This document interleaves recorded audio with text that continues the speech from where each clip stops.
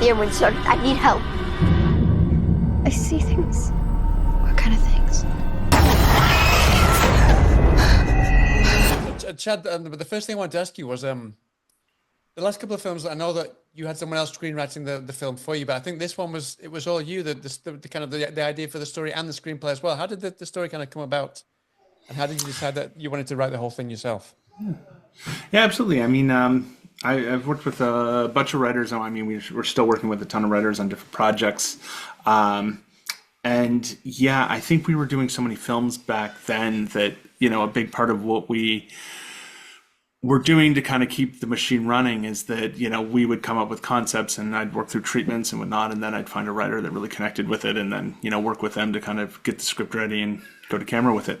I think with this one, I don't know, since the pandemic and the industry being so difficult, just had a little bit more time on my hands, I guess.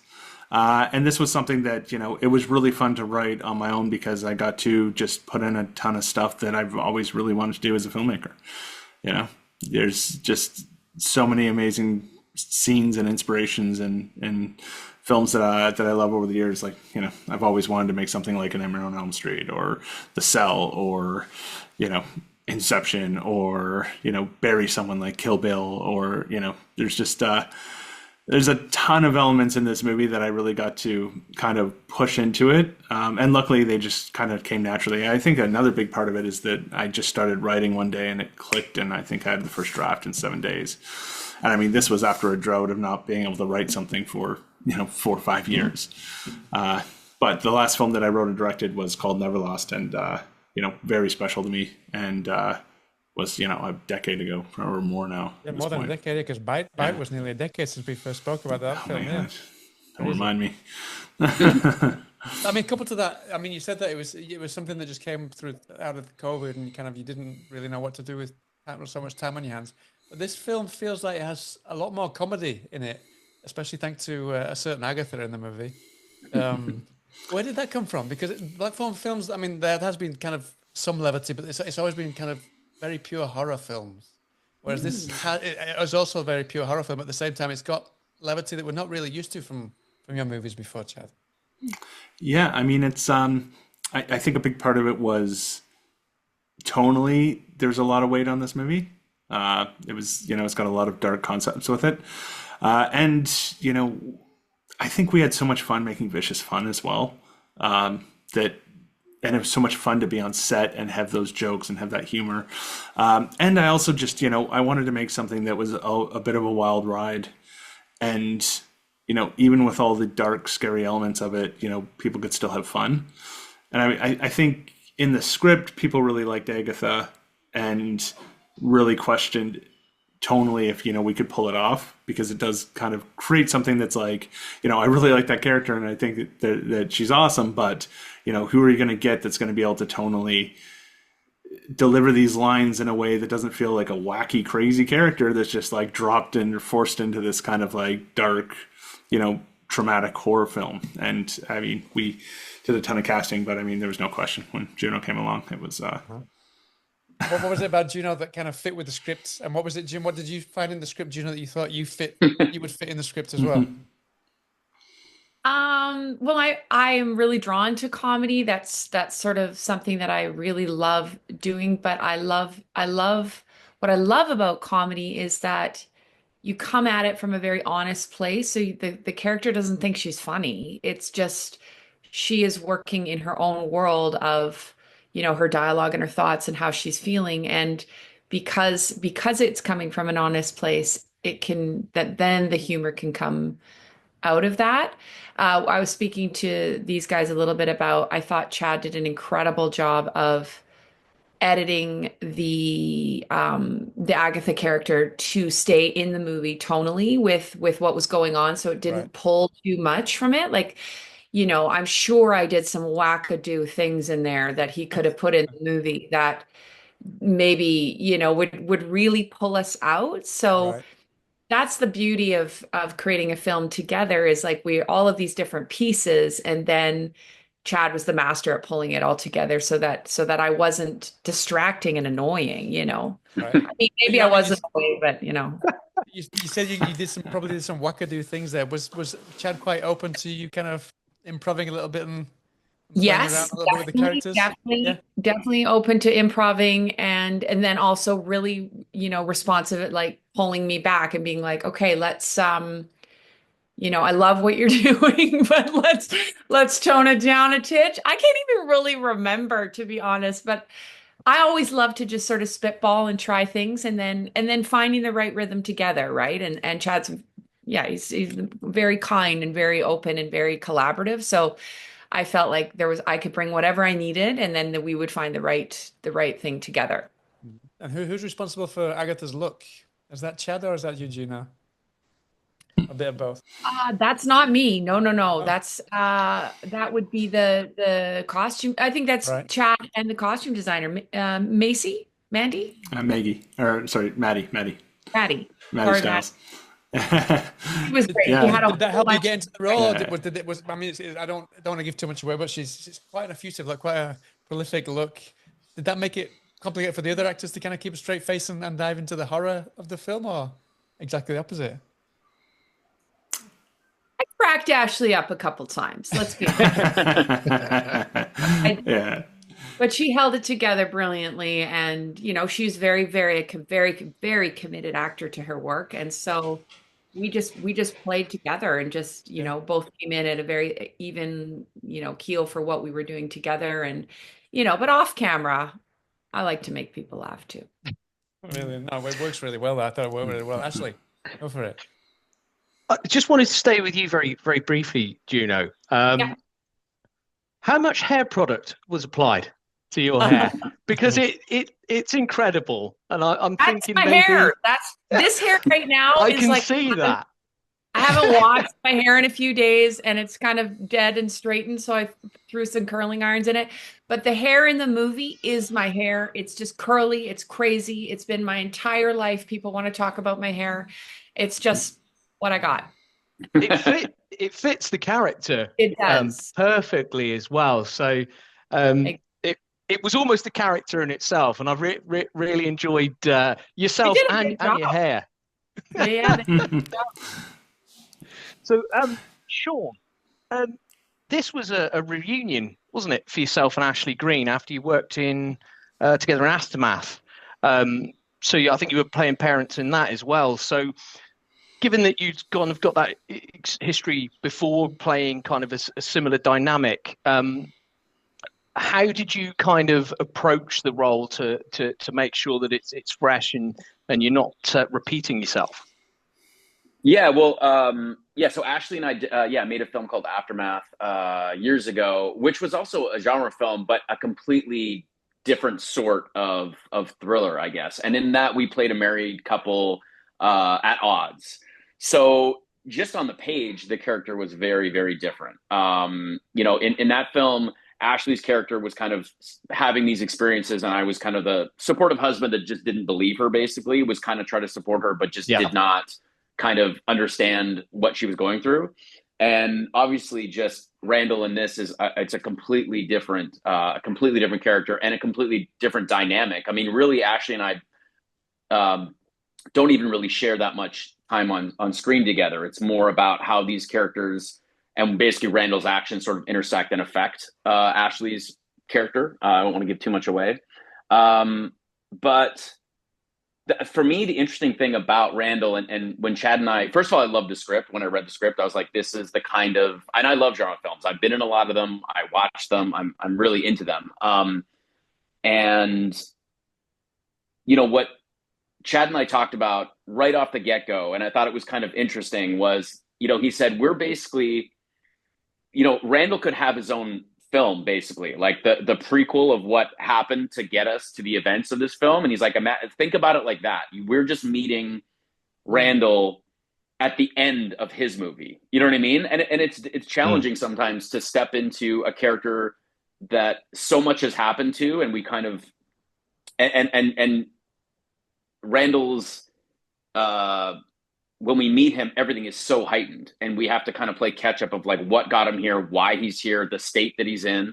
And so that was kind of a nice way to come into this character, is to sort of along with what is sort of established and talked about, sort of like write your own movie for this character. And then it's just really what it is, though, is we're meeting him at this point. So to go back to your question, like how to differentiate, like that was sort of like on the page, and the character was so different from the character that I played in Aftermath, that it was sort of easy to do that.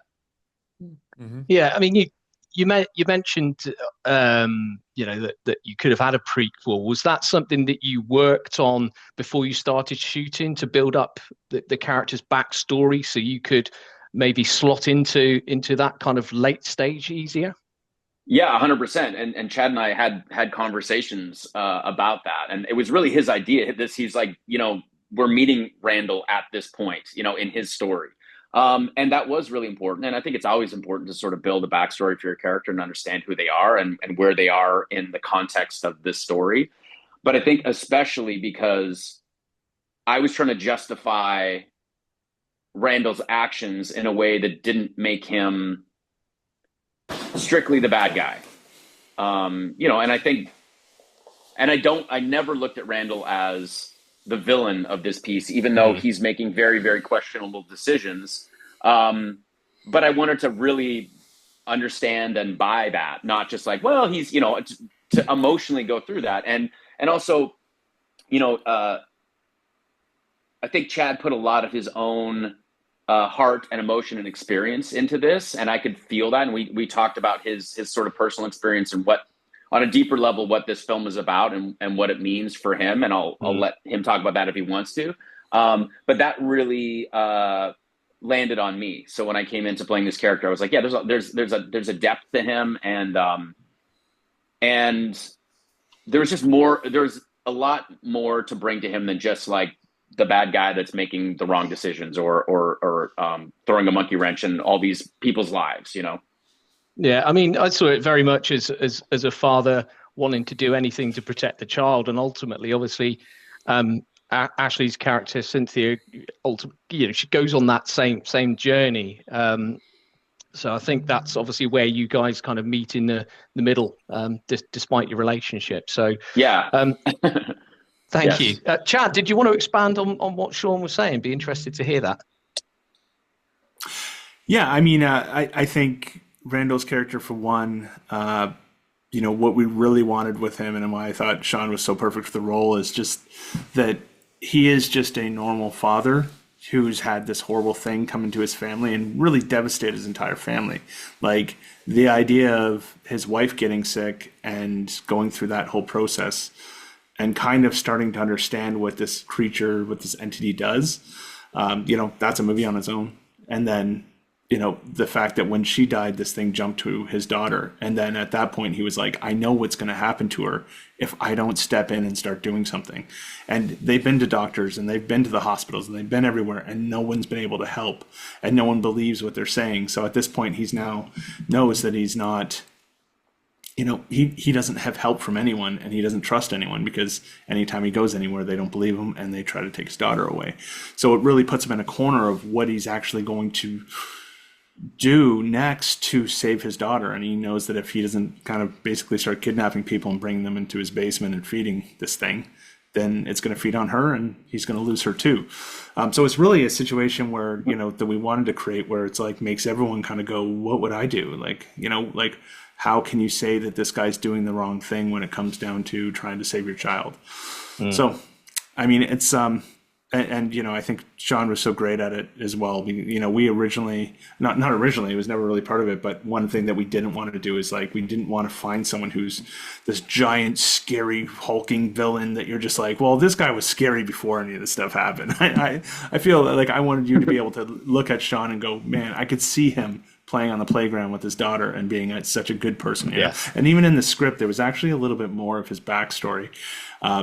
That we just didn't get a chance to actually shoot, where Cynthia goes into Randall's mind and you see him actually luring in, homeless people in the streets, and trying to kind of, bring in people that, aren't going to notice go missing kind of thing. So that's why when he kidnaps or when he locks up Jordan in the basement, he says to Riley, he says, like, she's not like the other ones. Like, people are going to be looking for her. Like, we need to leave now,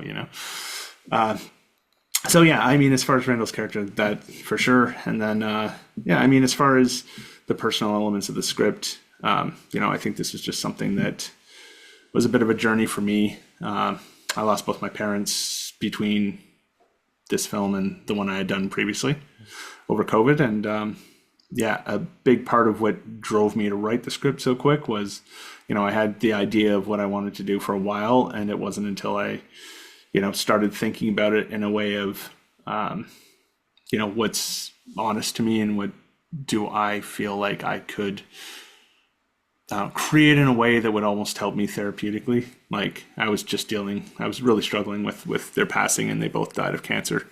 So I started wrapping my head around this entity and this idea that if this entity was like cancer, it doesn't have a huge backstory. It just feeds. It grabs onto someone and it just feeds.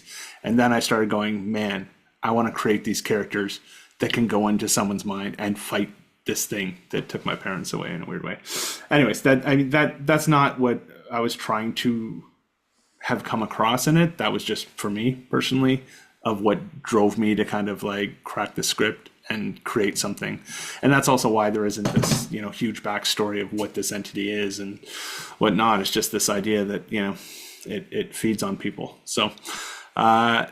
And I mean, me and Shawn, there's a bunch of really personal things that are, even shot dependent exactly, that are just moments from kind of me going through that stuff that, me and Shawn spent a lot of time just chatting, and again, not for everyone else, but just for us to kind of know and kind of build through our characters with.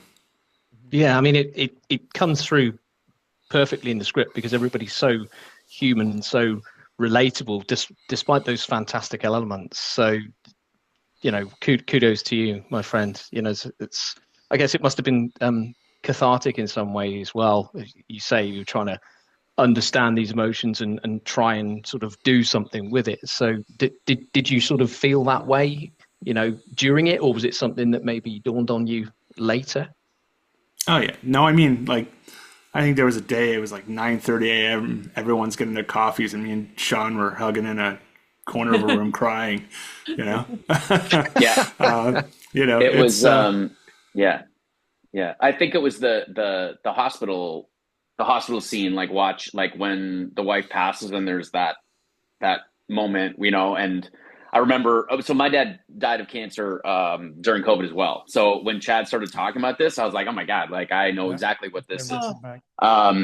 So yeah, we bonded about that. But that particular moment, it was like this push in on the window, and I'm watching my wife die, and my daughter is in there, and yeah, that was like early in the morning, and we're shooting it, and it's like, okay, pull back a little bit. Okay, give it more. And I remember, I can't remember exactly what you said, but Chad came up to me and said something very, very personal about basically he was like, I remember looking through the glass or whatever, like something like that. And I was like, and I wasn't there when my dad died because I was stuck in LA because I couldn't, because of COVID and all this stuff. So it just triggered something that was very personal in me, how I missed that moment. But I could kind of feel it through Chad's experience. So yeah, it was just, but this is what it's all about. And this is kind of what I love about genre work too, is like the best stuff. Yes, it's a scary movie. Yes, it's about this entity. Yes, it's about all these things. But when you boil it right down, it's just very personal and very emotional and grounded. So, and if you can find that honesty and truth for whatever your experience is and drop it into something that is within a genre, I think it feels very effective and very honest. And yeah, so Chad was very good at holding my hand through that moment and making it more real for me. Mm-hmm. Chad, just couple to that. I mean, obviously, very, very sorry for all of your losses. Thank you. I think everyone lost a lot of people, obviously, but I'm quite curious, kind of navigating that whole film, especially the investigative parts, which we haven't even touched on. I mean, what I loved so much about the film is the fact that it's so investigative. It reminds me of like The Ring or The Mothman Prophecy, these kind of movies that I love. Where did that come? Did that come from a personal space as well, that you wanted to kind of find something that would kind of twist you and maybe help you in a cathartic way, and at the same time keep the audience on their toes? I mean, I think you kind of nailed it. Again, it was I love the movie The Ring. I know it's been parodied like crazy now, and it, you know, as it got so big that you know, it's in the scary movies and all that stuff. But I mean, every time I watch The Ring, I'm like, this is a masterpiece.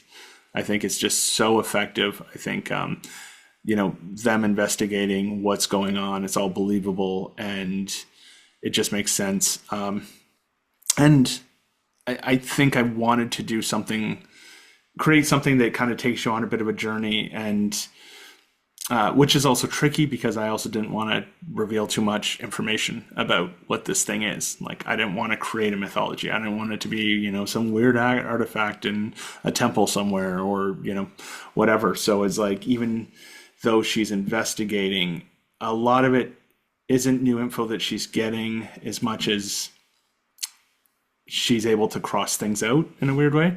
So, you know, for example, when she's talking to Julian, you know, a big theme in the movie is that, you know, the world believes in science more than spirit. And that was, you know, the scene that I wanted to put in there just to really drive that home, that it's like, he's a medical doctor, she's a spiritual doctor. And he would never, ever believe in something like this until this situation happened, you know, and that's why at the end he's like, you know, I can't answer whether I believe this or not, but whoever this is, you know, you're a better person to help her than me. So, you know, you get a little tidbits of information there, but it's, you know, it also just felt like a lot of it as I was writing was just like, you know, what would you do in this situation? You know, like it kind of came out organically. That, you know, if your daughter, you know, it also kind of shows in a weird way that's like Randall made his decision on how he's going to help his daughter, and Cynthia's using her toolkit to try to find an alternate. You know, in a weird way, it's like she also is afraid because she's seen now what Randall has done to save his daughter. Now she's in the same situation, and she has a decision to be like, do I go and start taking people off the streets and feeding them to give me more time? Or do I go through every outlet that I can and try to do the right thing and figure out, you know, what I need to figure out to do this? And I think also it's part of her journey of being like, I think in a weird way, she knows what she has to do and she's reluctant to do it. She knows that she has an ability, but it's risky, it's scary, and she's going to have to face her own trauma if she does deal with it. Just on the subject of like the investigative side of things, you've got Julian Richings playing a small but obviously pivotal role as part of the backstory. And I know you've worked with him before. I think it was Ejector and Vicious Fun. When you were writing that part, did you automatically have him in mind? Oh, yeah. Because even if he's not given a lot of dialogue, he's such a striking presence on the screen, isn't he? Yeah. He's such a brilliant actor for sure. And I mean, I definitely, he's the only, we never even casted the role. I just reached out to him directly and said, Julian. And it's always hard because it's like, he's done so much and I just have so much respect for that man. And it's all hard to, you know, send in a script and be like, hey, I just have one scene for you. You know, can you come and just do one scene? But he's so supportive of everything that we've done in the past. You know, he's, you know, even Vicious Fun. It's like, can you come out and we're going to dress this like respected, like actor as a clown, and like, you're going to dance around like an idiot. You know, it's like, he was like, let's do it. And he did it and he killed it. He was so good in it. He was like a favorite of that film as well. But no, I definitely knew that Julian needed to be that role. And the funny thing as well with Julian is that he came to set that day and it was like 8 pages or something crazy of like straight dialogue that he had kind of going through this. And we had to cut it in half in the end for time. But, you know, he was kind of going through it and we really, you know, the shoot was, you know, it was so quick. Everything was moving so fast that, you know, you really wouldn't get to sit down and really go through a ton of rehearsal with anyone. But I sat down with him and he was kind of like going through it and he was struggling a little bit with like, but it's like at no point did I hear him go through, you know, the scene. You know, it was just a lot of dialogue. And then we rolled cameras and we're like, okay, we're going to go until we're till it falls apart. But this is just our test run, whatever. We did our first take, and it was like 8 minutes of him just being like boom, boom, boom, just nailed every single thing. And he just he never stopped once. He got right to the end of the thing, and I was sitting there as well, like I had my sides, and I had highlighted all the key points that he had to hit, just because I knew that that much dialogue, as long as he kind of hit those points, even if he went off script, we'd be okay, right? But I went through and I checked. He hit every single point that he needed to do in it. So, yeah, no, he's the best. And that's why you keep going back to him. Yeah, of course. Yeah, I'm going to let you go. It's almost past now.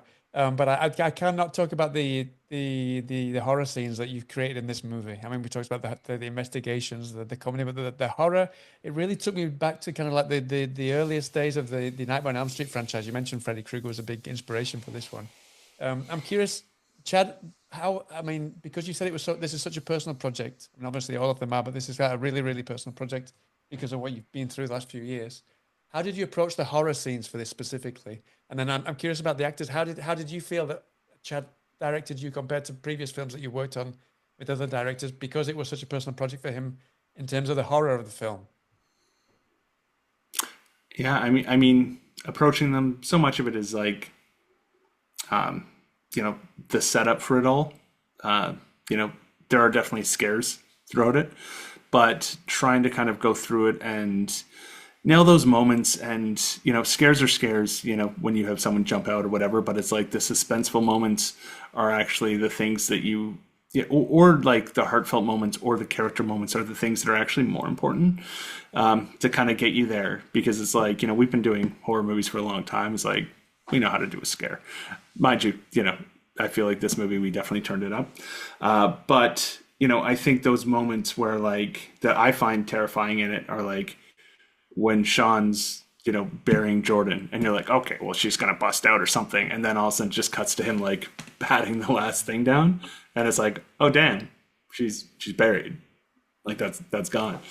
Or even when he kidnaps Jordan, that moment where you're like, oh, everyone's so afraid of this ghost or this entity, and then all of a sudden he grabs her, and you're like, no, there's something very real and dangerous that's actually after her. Yeah, so I mean, as much as the scares, they're obviously very important, and the setups, and they're so much fun to do. They really are, because you bring the creature out and you have all those goodies, and I mean, such an awesome team, and Jeff Mahar shooting it, Steph scoring it, but it's I think for me, a lot of this movie really came down to those moments in between that really had to land to make it a movie. Like anything, it's like anytime we make a horror movie, I feel like you should be able to take out all those scares and still be able to watch and be like, this is a gripping film, Yeah, definitely. Yeah, well, and for me too, just to jump on that, Randall never sees the entity, right? Like there's a lot of other characters that see it, but he doesn't. So for me, again, the horror was the idea of losing my wife and then having an idea what this thing is, and now losing my daughter and not being able to stop it, right? And so although I know it's there, he's aware of it, he doesn't see it. He's not like physically seeing it. He's seeing the manifestations, he's seeing the damage it's done. So in that sense, it wasn't like, okay, now, and again, the creature was on set. Shawn physically saw the creature, so I sort of knew what to expect, but the character never does. So it's always about the aftermath. And again, the most horrible things to me that happened in the movie, specifically for Randall, have nothing to do with the creature. It's sort of like the choices he makes causes, and he's only trying to make the best decisions in a horrible situation, end up being the worst things he could do and causing the actual worst case scenario. So yeah, from that standpoint, it was really just like Chad was saying, it was like all about character choices and the emotion of this, and then the horror kind of comes from those decisions and from that emotion, I guess. Yeah. Brilliant. Well, listen, I'm going to let you go because it's more than enough time. I don't want to keep you too long. I know you're busy. Thank you so much for your time. It's so good to see you all. I wish you the best of luck with the film when it comes out. It's coming out all over the place, theaters in the UK and America, Canada. So I wish you the best of luck. And I can't wait to speak to you again sometime soon, guys. Thanks so much for your time. Thank you for the time, guys. Thank you, guys. Right. So Thank you all. Take care. All right. Take care of yourself. Bye. Have a good day. Where is she? Where's my daughter?